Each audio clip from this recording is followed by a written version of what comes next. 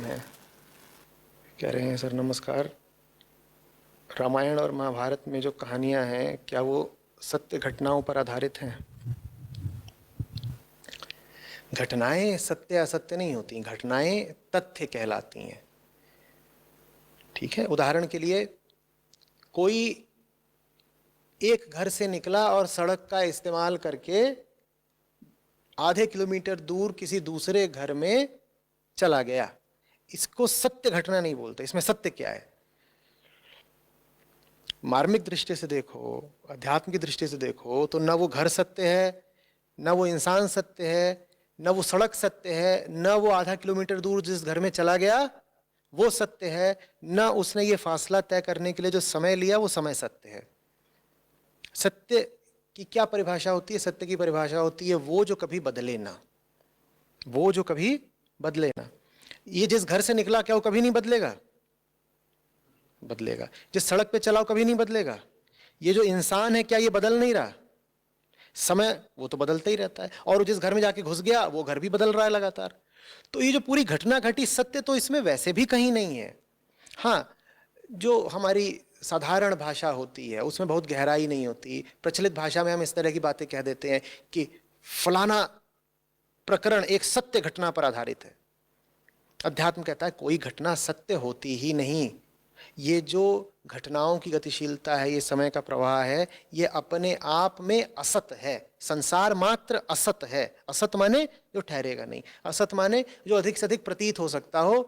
गहराई से देखो तो पता चले प्रतीत होता है नहीं। सब कुछ ही असत है, वहां सत्य घटना क्या घटेगी? समझ में आ रही है बात? तो रामायण और महाभारत तथ्यों से ऊपर की बातें हैं। बहुत लोग खासतौर पे हिंदू धर्मावलंबी ये सिद्ध करने की कोशिश में लगे रहते हैं कि रामायण और महाभारत सच्ची घटनाएं हैं। अरे भाई, जिन्होंने हमें रामायण और महाभारत दी, उन्हें अगर यही साबित करना होता कि ये घटनाएं यथार्थ हैं, इन घटनाओं में कोई तथ्य है, तो कम से कम ये तो बता देते कि ये सब कुछ किस शताब्दी में हुआ, किस वर्ष में हुआ। और भारत का गणित सदा से ही मजबूत रहा है। ऐसा नहीं है कि घड़ी में हमें समय देखना नहीं आता था, या हमारे पास कैलेंडर नहीं था जिसमें हम माह या वर्ष देख पाएं। निश्चित रूप से इस बात की गणना भी की जा सकती थी और इस बात का साफ साफ इतिहास में उल्लेख भी किया जा सकता था कि किस वर्ष में राम या कृष्ण पैदा हुए। नहीं किया गया क्योंकि इस बात को अमहत्वपूर्ण माना गया। कहा ये बच्चों की बातें हैं, कौन इन बातों में पड़े कि ये कब पैदा हुए कब मरे। क्यों? क्योंकि वो कब पैदा हुए कब मरे ये बात तो उनको साधारण भौतिक मनुष्य बना देगी ना। भाई जीता कौन है, मरता कौन है? एक साधारण देहधारी जीता है मरता है। तो रामों के और कृष्णों के न तो जन्म के न ही मृत्यु के वर्ष कहीं भी अंकित संचित किए गए। इस बात का कोई लेख ही नहीं रखा गया कि ये कब पैदा हुए, कब कहाँ गए, कब क्या किया, कब क्या किया। कहीं बताना भी पड़ा कि वर्ष चल रहे हैं या कोई अंतराल, कोई अवधि बीत रही है, तो उस बात को काव्यात्मक तरीके से बता दिया। लेकिन कभी साफ साफ नहीं बताया गया। साफ साफ नहीं बताया गया, उसके पीछे एक बड़ी ऊंची बड़ी सुंदर वजह है, वो पकड़ो। वजह यह है कि जिनकी बात हो रही है वो लोग हैं जो समय की सीमा से तुमको बाहर ले जाने वाले हैं। उनका काम है कि वो तुमको कालातीत कुछ ला कर दे दें। एक सामान्य आदमी अपना पूरा जीवन समय के भीतर बिताता है। अवतार वो है जो अपना जीवन इस तरह बिताता है कि वो स्वयं भी समय से बाहर खड़ा है और तुमको भी समय से बाहर ले जाए। समय से बाहर ले जाए माने क्या? समय का मतलब है परिवर्तन।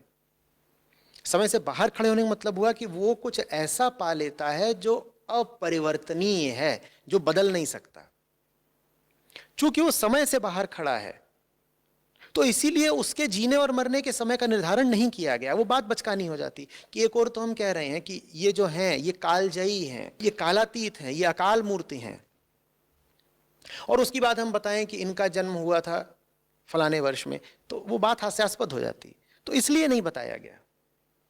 लेकिन आजकल हम पुरजोर साबित करने में लगे हुए हैं कि नहीं साहब, इस सन में पैदा हुए थे, यहाँ रहते थे, इस नदी किनारे खेले खाए थे, इस जगह उनका महल था, और ये सारी बातें।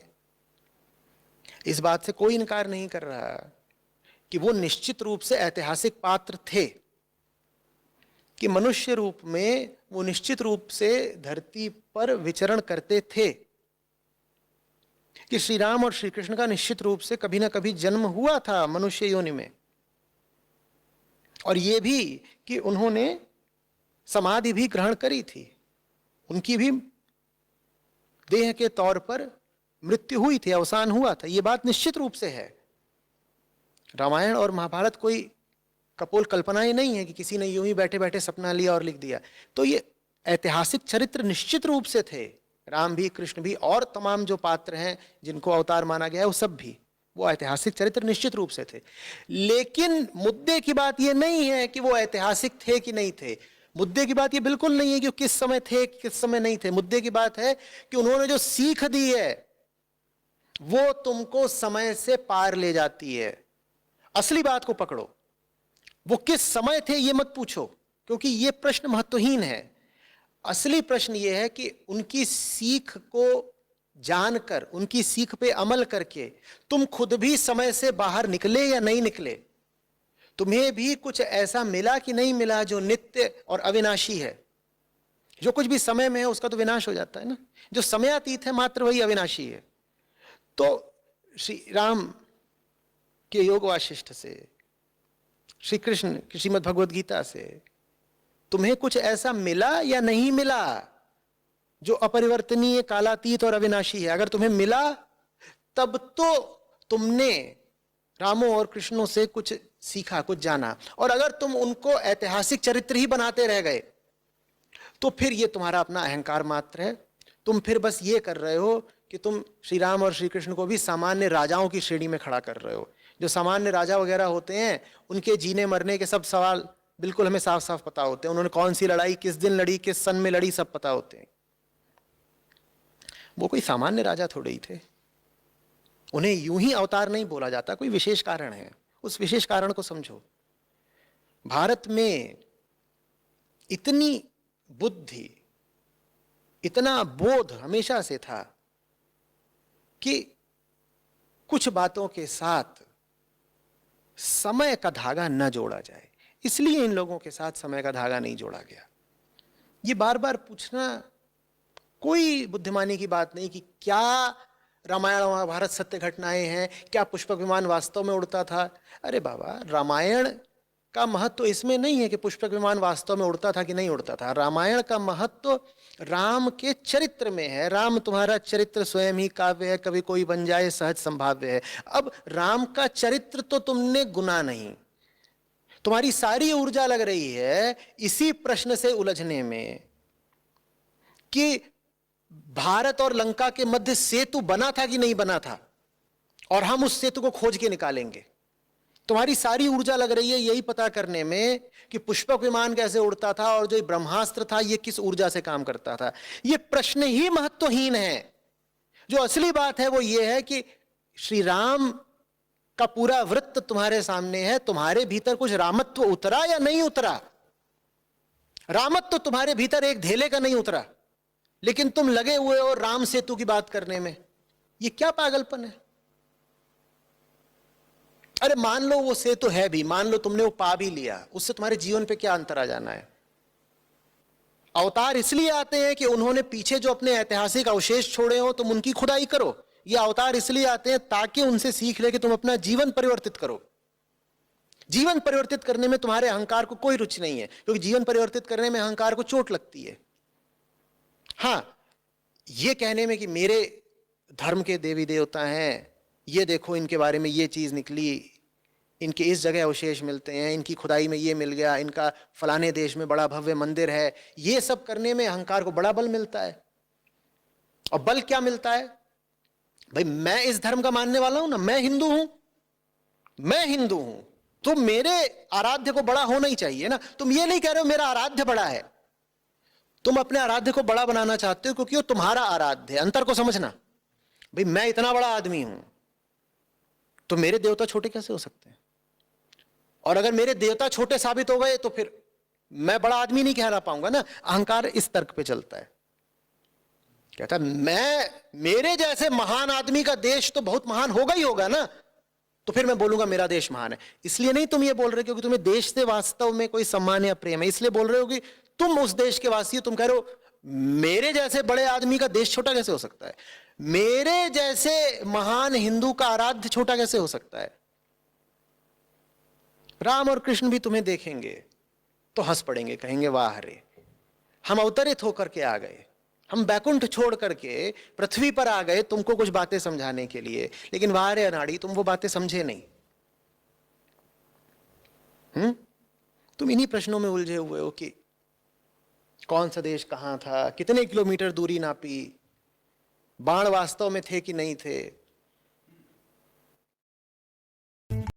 कोई अभी आया था, वो बता रहा था कि देखिए ये इतनी जो बातचीत होती थी, इतनी दूर दूर लोग बिखरे हुए थे, निश्चित रूप से जंगल में वाईफाई था। और ये तो हमारी अनमोल पुरातन भारतीय संस्कृति है, जंगल में वाईफाई ना हो ऐसा हो ही नहीं सकता। मैं फिर पूछ रहा हूं तुमसे, तुमने श्री राम से त्याग सीखा? तुमने श्री राम से समभाव सीखा? तुमने श्री राम से प्रत्याहार सीखा और समर्पण सीखा? बोलो, ये सब तुमने उनसे नहीं सीखा। तुमने ना उनसे मर्यादा सीखी, ना उनसे कर्तव्यशीलता सीखी।